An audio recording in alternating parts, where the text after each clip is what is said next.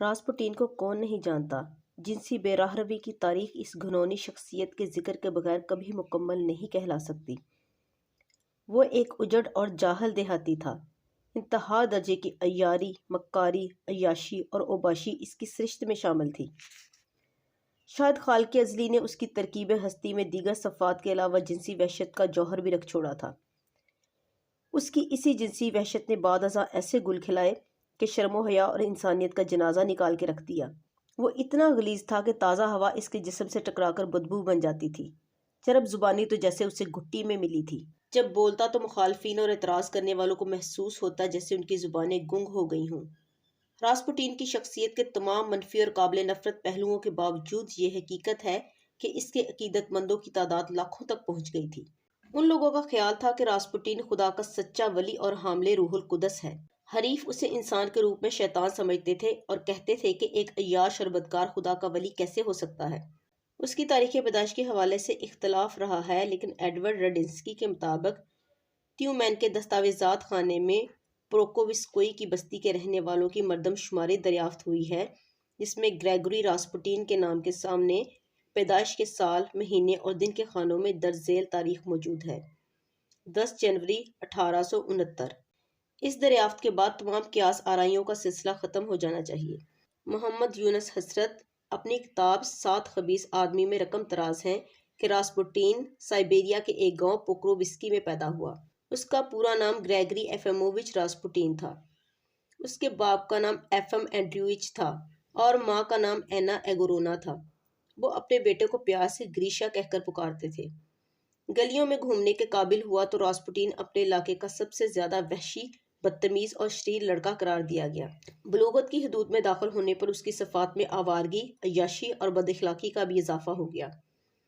وہ دن بھر کھیتوں میں کام کرتا، رات کو شراب پیتا، جوا کھیلتا اور لڑکیوں کا پیچھا کرتا۔ ان دنوں پوکرووسکی گاؤں میں ایک میلہ منعقد ہوا کرتا تھا۔ اسی میلے میں راسپوٹین کی ملاقات کالی آنکھوں والی گوری لڑکی پریسکوویا فیڈرونا سے ہوئی۔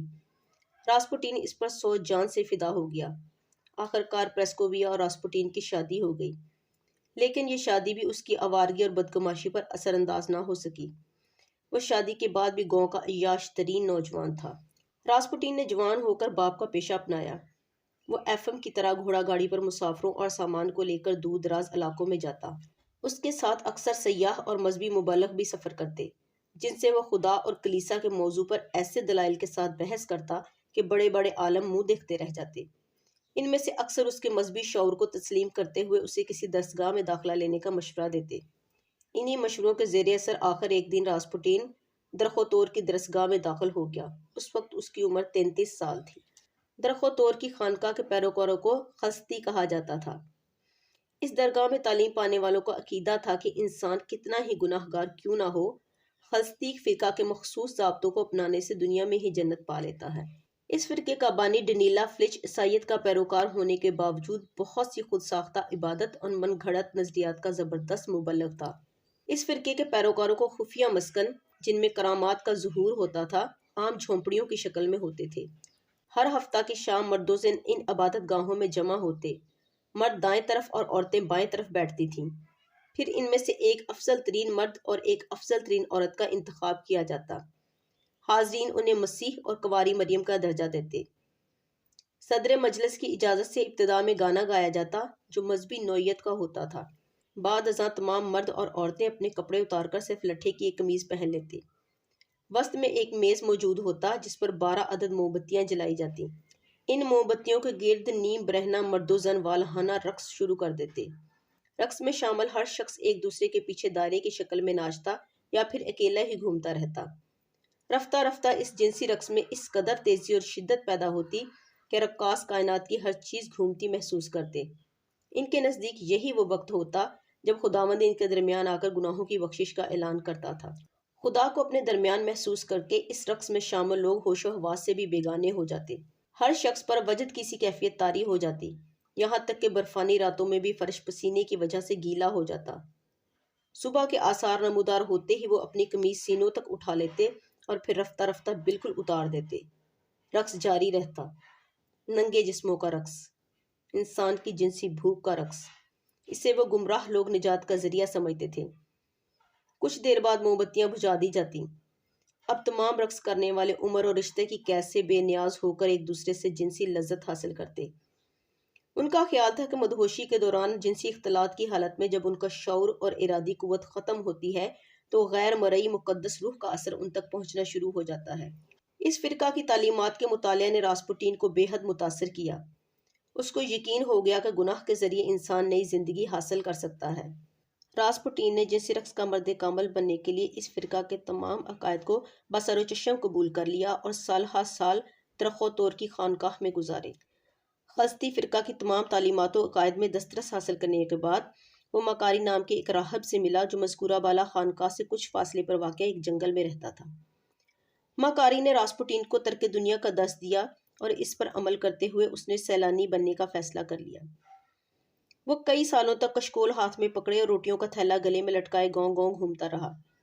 برس گزرتے رہے، وقت آگے بڑھتا رہا۔ راسپوٹین کی ماں بیٹے کی جدائی کو دل کا داغ بنا کر چل بسی۔ بوڑھا باپ صرف گرجا گھر کا ہو کر رہ گیا۔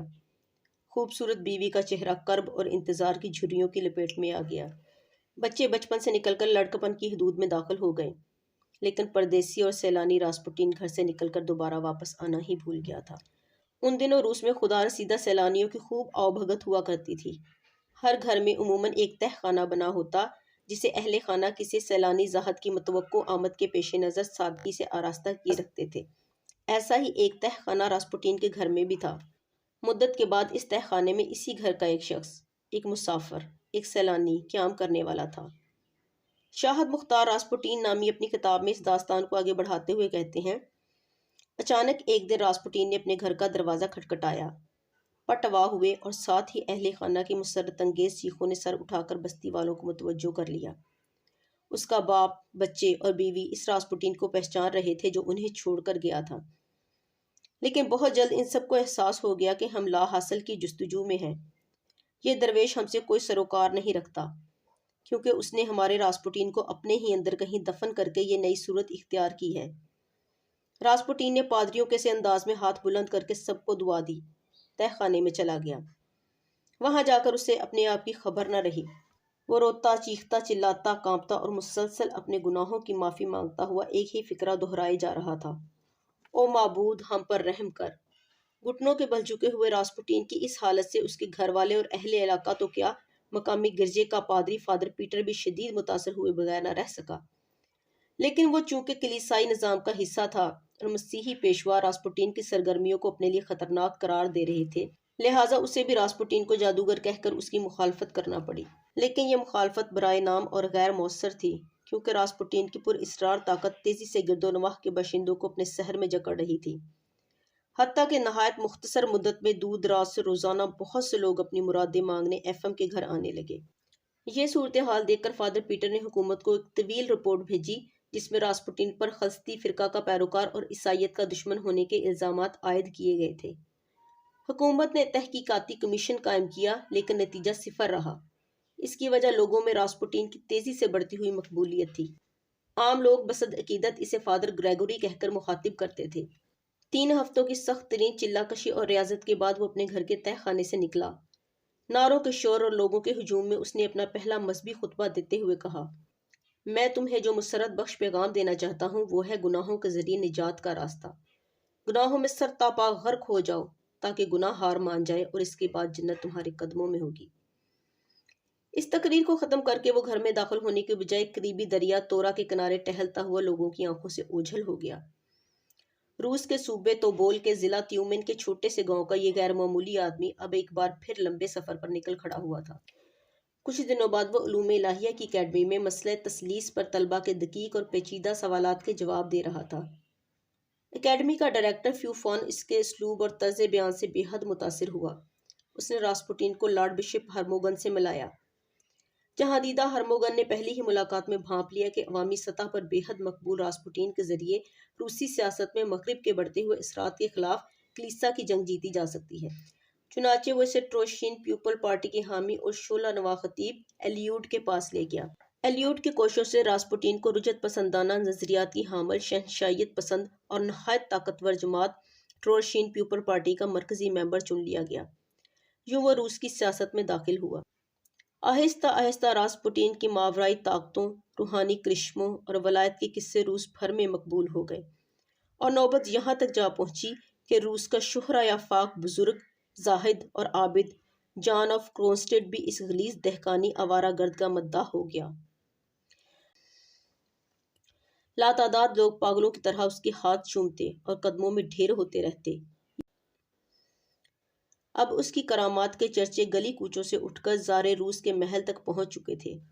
اتفاق سے ان دونوں زار روس نکولس دوم اور زارینا ایلیکس، جسے سن شائن کے نام سے پکارا جاتا تھا، مسلسل غم و اندوہ اور حوادث کی زد میں تھے۔ زار حکومت کے خلاف احتجاج تیز ہوتا جا رہا تھا۔ زارینا یکے بعد دیگرے 4 لڑکیاں پیدا کر چکی تھی۔ آخر کار جب اس کے ہاں سلطنت کا وارث شہزادہ الیکسی پیدا ہوا تو وہ ہیموفیلیا جیسے موذی مرض کا شکار ہو گیا۔ اس کی نازک شریانیں خون کے دباؤ کو برداشت نہیں کر سکتی تھیں۔ اس خبر نے زار اور زارینا کو تڑپا کر رکھ دیا۔ بہت علاج ہوئے لیکن الیکسی دن بدن کمزور ہوتا چلا گیا۔ یہ ان دنوں کی بات ہے جب راسپوٹین سینٹ پیٹرز برگ میں تھا۔ ہوا یوں کہ پہلے سے ہی بیمار اور نحیف و نزار ولی عہد الیکسی کھیلتے ہوئے چوٹ لگنے کے باعث داخلی جرین خون کا شکار ہو گیا۔ درد اس کے ناتواں بدن کو چاٹے جا رہا تھا اور ملک بھر کے معالج بے بس تھے۔ کوئی علاج کارگر نہ ہو رہا تھا۔ ولی عہد کی کمزوری موت کی نکیب بنتی جا رہی تھی۔ فادر فیو فون کے ذریعے راسپوٹین زارینا کی سہیلیوں کے محلات تک رسائی حاصل کر چکا تھا۔ انہوں نے زارینا سے اس ولی کامل کا ذکر کیا۔ زارینا نے زار روس نکولس دوم سے بات کی اور وہ بیٹی کی زندگی کی امید میں اس بات پر تیار ہو گیا کہ راسپوٹین محل میں آ کر ولی عہد کا علاج کرے۔ راسپوٹین کو خفیہ طور پر ایک بغلی راستے سے شاہی محل میں لایا گیا۔ اس نے زار اور زارینا کو باری باری گلے لگایا اور ان کا ایک ایک بوسہ لے کر بیمار ولی عہد پر جھک گیا۔ گھبراؤ مت، بالکل تندرست ہو جاؤ گے۔ ولی عہد الیکسی نے اجنبی کی آواز سنی اور فوراً بے ہوشی سے ہوش میں آ کر مسکرانے لگا۔ یہ پہلی کرامت تھی۔ راسپوٹین نے اس کے جسم پر ہولے ہولے ہاتھ پھیرنا شروع کر دیا۔ درد غائب ہو گیا۔ بچے کے زرد ہونٹ گلابی مائل ہونے لگے۔ یہ دوسری کرامت تھی۔ راسپوٹین نے اسے مخاطب کیا اور وہ کہنے لگا، میں تمہیں جانے نہیں دوں گا، مجھ سے باتیں کرو۔ یہ تیسری کرامت تھی۔ زار اور زارینا راسپوٹین کے مداح بن گئے۔ وہ رخصت ہوا تو زارینا نے فرط عقیدت سے اس کا ہاتھ چوم لیا۔ راسپوٹین بولا، میری دعاؤں کی طاقت پر یقین رکھو، تمہارا بچہ زندہ رہے گا۔ اس کے بعد بھی وہ محل میں آتا رہا، یہاں تک کہ ہر کوئی اس کا عادی ہو گیا۔ ولی عہد کو اس کے بغیر ایک پل بھی چین نہ آتا تھا۔ یہی حال زار اور زارینا کا تھا، جو ہر رات اسے بوسہ دینے کی ناگوار زحمت محض اپنے بیٹے کے لیے اٹھاتے تھے۔ حقیقت تو یہ تھی کہ ولی عہد کی دوستی نے راسپوٹین کو روس کے شاہی گھرانے ہی کا ایک رکن بنا دیا تھا۔ آہستہ آہستہ یہ پراسرار ولی سب کے دل و دماغ پر چھا گیا۔ پورا شاہی خاندان اس کے ہاتھوں کھلونا بن گیا۔ شہنشاہ کی لڑکیاں اسے اپنا رازدار سمجھتی تھیں۔ وہ زار اور زارینا سے درشت لہجے میں بات کرتا، آدھی رات کے وقت شہزادیوں کی خوابگاہوں میں چلا جاتا، زار اور زارینا کے نجی کمرے کا دروازہ پاؤں کی ٹھوکر سے کھولتا اور آداب شاہی کا لحاظ کیے بغیر ان سے مخاطب ہوا کرتا۔ اس کے باوجود زارینا اس کے کپڑے خود سیتی اور کھانے کے لقمے توڑ توڑ کر اس کے منہ میں ڈالتی، کیونکہ وہ اس کے ولی عہد بیٹے کا مسیحا تھا۔ اس دوران لمحہ بھر کو بھی شیطان صفت راسپوٹین گناہ کے ذریعے نجات کے اپنے فلسفے کو نہیں بھولا تھا۔ شاہی خاندان کی نوجوان لڑکیاں اور خوبصورت خادمائیں ایک ایک کر کے اس عیاش و بدکار ولی کی ہوس کے گھاٹ اترتی رہیں۔ زارینا سب کچھ دیکھتی مگر آنکھیں بند کر لیتی، کیونکہ وہ اپنی اندھی عقیدت کے ہاتھوں مجبور تھی۔ لیکن زار روس کے محل میں یہ سرگرمیاں زیادہ دیر تک راز نہ رہ سکیں۔ چند ہی مہینوں میں راسپوٹین کی جنسی بدماشیوں کے تذکرے سینٹ پیٹرز برگ کے ہر فرد کی زبان پر آ گئے۔ راسپوٹین کی جنسی سرگرمیاں اتنی وسیع اور تیز تھیں کہ خفیہ پولیس کے ایجنٹوں کی سب سے بڑی مصروفیت ان کا ریکارڈ رکھنا ہی رہ گئی۔ شاہی محل تک رسائی پانے کے بعد چند ہی برسوں میں اس مقدس ولی کے جنسی تعلقات کے بارے میں درجنوں یا سینکڑوں نہیں بلکہ ہزاروں خفیہ رپورٹیں خفیہ پولیس کے اہلکاروں کی طرف سے زار کو ارسال کی گئیں۔ یہ قصے سنتے سنتے زار کے کان پک چکے تھے، چنانچہ اس نے شاہی محل میں راسپوٹین کا داخلہ بند کر دیا۔ لیکن زارینا بعد میں بھی عقیدت کے باعث اپنی ایک سہیلی اینا وائروبووا کے محل میں مسیحا سے ملاقات کرتی رہی۔ جن عورتوں کے ساتھ راسپوٹین کے جنسی اختلاط کا سلسلہ چل رہا تھا ان میں شہزادیاں، اداکارائیں، وزراء کی بیگمات، جرنیلوں کی بیویاں، خادمائیں، کسان عورتیں اور خانہ بدوش خواتین تک شامل تھیں۔ مداح عورتیں اس کے میلے لباس کو چومتیں، گندے ہاتھوں کو بوسہ دیتیں، کھانے میں لتھڑی انگلیاں چاٹنے کے لیے آپس میں لڑتیں۔ اس کھینچا تانی میں ان کے کپڑے تار تار ہو جاتے، لیکن وہ کھانے کے دوران راسپوٹین کی نوچی ہوئی ہڈیاں تک چوسنے کے لیے مرنے مارنے پر تل جاتی۔ ان میں سے جنہیں راسپوٹین چاہتا اپنے ساتھ لے جاتا۔ اکثر نوجوان لڑکیاں یا خوبرو عورتیں جب اس کے کمرے سے نکلتیں تو جوش مسرت سے ان کے چہرے دمک رہے ہوتے، مگر کچھ ایسی بھی ہوتیں جو خوفناک انداز میں چیختی ہوئی باہر آ جاتیں، لیکن ان کی زبان بند کرنے کے لیے خفیہ پولیس موجود تھی، لہٰذا راسپوٹین کا جنسی کھیل جاری رہا۔ جب تک زارینہ اس کی مٹھی میں تھی کوئی اس کا کچھ نہیں بگاڑ سکتا تھا، کیونکہ زار زارینہ کے زیر اثر تھا اور زارینہ راسپوٹین کی مداح۔ یوں اس نے بالواسطہ طور پر سیاسی فیصلوں اور ریاستی امور میں بھی مداخلت شروع کر دی۔ 20ویں صدی کی آخری دہائی تک راسپوٹین روس کا نہ صرف خبیث ترین بلکہ مقتدر ترین فرد بن چکا تھا۔ 1911 میں ایک ان پڑھ پادری کی تقرری کے معاملے پر ٹروڑشین پیپل پارٹی نے راسپوٹین کی حمایت سے دستکش ہونے کا فیصلہ کر لیا۔ رجت پسندوں نے اپنا ہتھیار ہاتھ سے نکلتا ہوا دیکھ کر اس کے خلاف محاذ بنا لیا۔ راسپوٹین جوابی چال چلتے ہوئے مقامات مقدسہ کی زیارت کو چلا گیا۔ اس واقعے نے زارینہ کے دل میں اس کی عقیدت کو مزید گہرا کر دیا اور زار بھی دوبارہ اس کی قدر و منزلت تسلیم کرنے پر آمادہ ہو گیا۔ مقامات مقدسہ کی زیارت سے واپسی پر اگرچہ اسے ہاتھوں ہاتھ لیا گیا، لیکن اب شاہی دربار میں ہر کسی کو یہ احساس ہو چکا تھا کہ روس کا اصل اقتدار انتہائی خطرناک حد تک سائبیریا کے اس دہقان ساحر اور اوباش ولی کے ہاتھوں میں سمٹتا جا رہا ہے۔ اس موقع پر وزیر اعظم ویتسوف نے زار کو بہزار مشکل راسپوٹین کی کارستانیوں سے آگاہ کیا اور بادلِ نخواستہ زار نے راسپوٹین کو شاہی محل چھوڑ کر اپنے آبائی گاؤں میں چلے جانے کا حکم دیا۔ راسپوٹین کو حکم تو ماننا پڑا، لیکن جاتے جاتے اس نے کہا، تم بدخواہوں کے بہکاوے میں آ گئے ہو۔ اگر تم نے ان کی باتوں پر کان دھرا تو نہ صرف ولی عہد بلکہ تاج و تخت سے بھی 6 ماہ کے اندر اندر محروم ہو جاؤ گے۔ راسپوٹین کے جانے کے بعد زار اہل خانہ سمیت سیر و شکار کے لیے پولینڈ گیا۔ ولی عہد الیکسی ایک جھیل میں کشتی کی سیر کر کے کنارے پر اتر رہا تھا کہ پاؤں پھسلنے سے گر گیا اور ریڑھ کی ہڈی پر شدید چوٹ آئی۔ اب اس کا بچنا محال تھا۔ ملک بھر میں دعائیں شروع ہو گئیں۔ ضعیف الاعتقاد زارینہ نے خفیہ طور پر راسپوٹین کو تار دیا۔ تار کا فوری جواب آیا۔ زارینہ نے جوابی تار ولی عہد کو دکھایا تو چند گھنٹے کے اندر ہی اس کا بخار اتر گیا، درد غائب ہو گیا اور حیرت انگیز طور پر وہ تندرست ہو گیا۔ اس غیر معمولی اور ناقابل یقین واقعہ سے زار اتنا متاثر ہوا کہ تمام تر مخالفتوں کے باوجود اس نے راسپوٹین کو واپس بلا لیا۔ اس کے بعد بھی ایک سنگین حادثہ کے بعد جاں بلب ولی عہد راسپوٹین کی دعا سے صحت مند ہوا تو زار دل و جان سے اسے خدا کا سچا ولی تصور کرنے لگا۔ اب صورتحال یہ تھی کہ ایک طرف راسپوٹین کی مٹھی میں روس کی حکومت تھی اور دوسری طرف شیطانیت کے تمام کاروبار، لیکن اپنی تمام تر عیاشی اور عیاشی کے باوجود وہ جنگ سے نفرت کرتا تھا۔ اس نے زار کو 1912 کی جنگ بلقان میں شرکت سے باز رکھا اور پوری کوشش کی کہ جنگ عظیم اول میں روس شرکت نہ کرے۔ انہی دنوں ایک عورت نے راسپوٹین پر خنجر سے قاتلانہ حملہ کیا، لیکن موت ابھی اس سے دور کھڑی مسکرا رہی تھی، لہٰذا وہ محض زخمی ہوا اور کچھ دیر بعد دوبارہ صحت مند ہو گیا۔ 1916 میں زار راسپوٹین کے منع کرنے کے باوجود جنگی کارروائیوں میں الجھ چکا تھا اور مسلسل ہزیمت اٹھانے کے باعث روسی عوام میں اس کے خلاف غم و غصہ بڑھتا جا رہا تھا۔ اس دوران روسی حکومت ایک شیطانی تثلیث کے ہاتھوں میں تھی، جس میں راسپوٹین کے علاوہ اس وقت کا روسی وزیر داخلہ خوستوف اور پولیس کا سربراہ بلیتسکی شامل تھا۔ یہ دونوں عہدیدار کچھ عرصہ بعد بعض اختلافات کی وجہ سے راسپوٹین کے خلاف سرگرم عمل ہوئے، لیکن جلد ہی برطرفی ان کا مقدر بن گئی۔ انہی ایام میں ٹروڑشین پیپل پارٹی کے کچھ کارندوں نے بھی اس مکار ولی کی جان لینے کی کوشش کی، لیکن گولیوں کی بوچھاڑ میں بھی راسپوٹین معجزانہ طور پر محفوظ رہا۔ اس کے بعد ہرموگن اور فادر فیوفان نے اس پر 2 دفعہ ناکام حملہ کروایا۔ نتیجہ میں دونوں کو جلا وطن ہونا پڑا۔